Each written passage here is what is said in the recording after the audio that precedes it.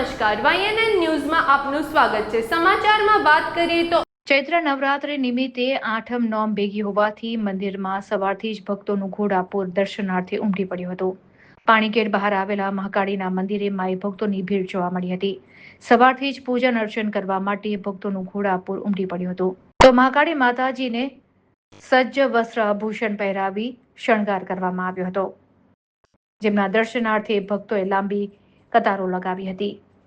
મંદિરના સંચાલક મેહુલ બ્રહ્મભટ્ટે જણાવ્યું હતું કે 9 દિવસ સુધી જે લોકો ઉપવાસ કરે છે, માતાજી એમના ઉપર આશીર્વાદ રાખે છે અને 9 દિવસના ઉપવાસ પછી તેમને શક્તિ પ્રદાન કરે અને તેમનું સ્વાસ્થ્ય સારું રાખે। મંદિરના સંચાલક મેહુલ બ્રહ્મભટ્ટે જણાવ્યું હતું કે જે 9 દિવસ સુધી ઉપવાસ કરે છે, માતાજી એમની પર આશીર્વાદ રાખે અને 9 દિવસના ઉપવાસ પછી તેમને શક્તિ પ્રદાન કરે, તેમનું સ્વાસ્થ્ય સારું રાખે। સાથે જો ઉપાસકો માતાજી માટે ભક્તોએ અનેક રીતે પ્રસાદ ચડાવ્યો હતો, જેમાં માતાજીની સાડી, ચુંદડી, બંગડી સાથે ભક્તોએ અલગ અલગ રીતે પ્રસાદ ચડાવ્યો હતો।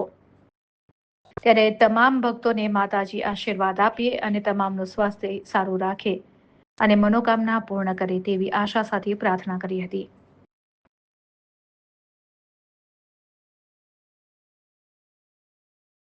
શું નામ છે ને આજે કેટલી ભીડ છે?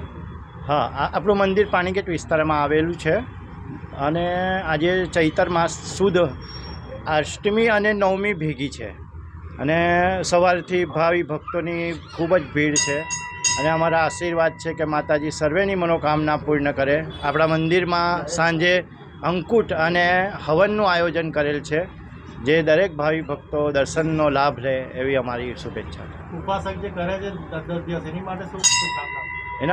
એના માટે આ જે નવરાત્ર છે એ પોતાની ઈચ્છા પૂર્તિના નવરાત્ર હોય છે, પોતાના કુળદેવીના જે પોતાના ઘરે અનુષ્ઠાન કરી શકે છે, જે ઘરે ના કરી શકે તે લોકો મંદિરમાં પણ અનુષ્ઠાનનો સહકાર આપે છે અને મંદિરમાં પણ તમે ભાગ લઈ શકો છો અને એનું અનન્ય ફળ પ્રાપ્ત થાય છે।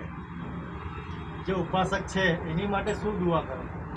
ઉપાસકોની સર્વે મનોકામના પૂર્ણ થાય અને એ લોકો આગળ પ્રગતિમાં આગળ વધે એવી અમારી શુભેચ્છાઓ છે। શું નામ છે આપનું? મારું નામ મેહુલ બ્રહ્મભટ્ટ।